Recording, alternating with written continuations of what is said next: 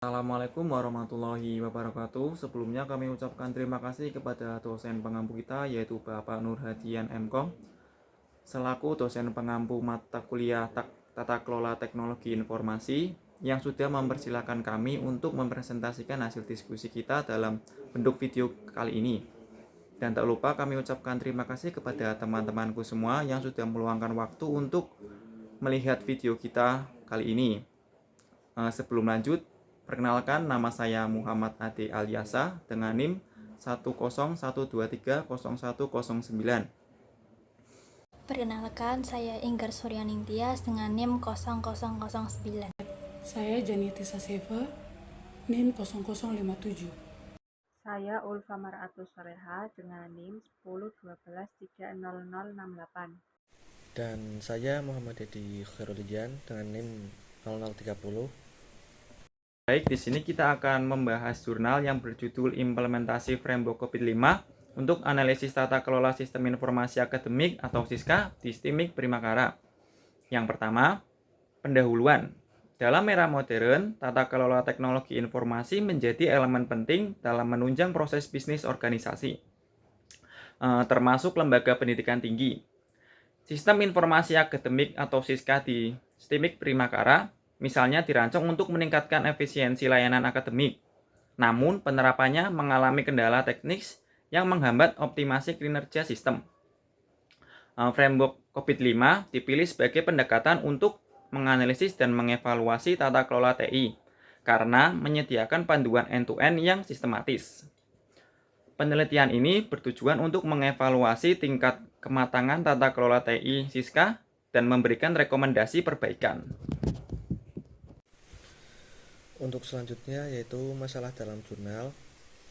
Berdasarkan penelitian, beberapa masalah utama ditemukan, yaitu kinerja sistem tidak stabil, sistem sering lambat dan tidak responsif selama periode lalu lintas data yang tinggi. Yang kedua, keterbatasan infrastruktur, kapasitas server yang tidak memadai menyebabkan gangguan layanan. Dan yang ketiga, kesenjangan kapabilitas. Tingkat kematangan tata kelola TI saat ini berada di level 2, jauh dari target level 5. Nah, kondisi ini menunjukkan adanya ketidaksesuaian antara perencanaan strategi TI dengan realita pelaksanaan. Yang selanjutnya ada implikasi dan implementasi framework. Yang pertama ada IDM 4, yaitu pengoptimalan sumber daya. Yang pertama ada memastikan alokasi sumber daya yang optimal untuk mendukung layanan. Yang kedua, tingkat kematangan saat ini level 3. Terus ada BAI 4, yaitu pengelolaan ketersediaan dan kapasitas sumber daya. Yang pertama ada mengelola kapasitas server agar sesuai dengan kebutuhan pengguna. Terus tingkat kematangan saat ini ada di level 2. Kemudian implikasi dan implementasi framework yang ketiga itu ada APO4, pengembangan inovasi teknologi. Yang pertama ada mengidentifikasi dan merekomendasikan inovasi teknologi yang relevan. Kemudian yang kedua itu ada tingkat kematangan saat ini level 2.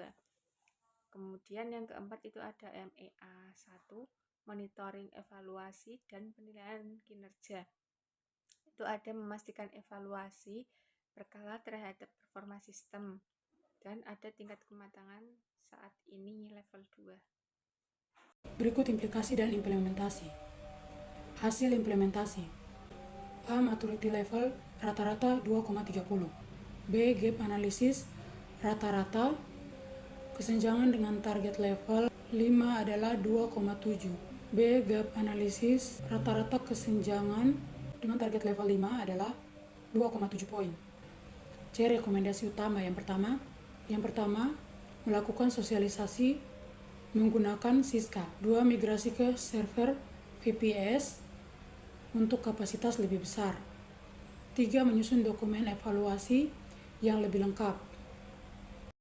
Berikut kesimpulan kelompok. Framework COVID-5 terbukti mampu mengidentifikasi kelemahan dan memberikan rekomendasi perbaikan tata kelola TI. Namun implementasi ini memiliki tantangan seperti kebutuhan sumber daya yang signifikan dan keterbatasan anggaran. A. Pro. Pertama, framework ini efektif dalam mengevaluasi dan meningkatkan tata kelola TI secara terstruktur. 2. Rekomendasi berbasis domain COVID-5 memberikan solusi yang relevan untuk optimasi layanan Siska. B. Kontra. Yang pertama, perbaikan kebutuhan waktu dan investasi besar. 2. Tidak semua solusi dapat langsung diterapkan karena keterbatasan organisasi. Kelompok kami mendukung pengguna framework ini, tetapi menyarankan penerapan bertahap sesuai prioritas kebutuhan STMIK Primakara.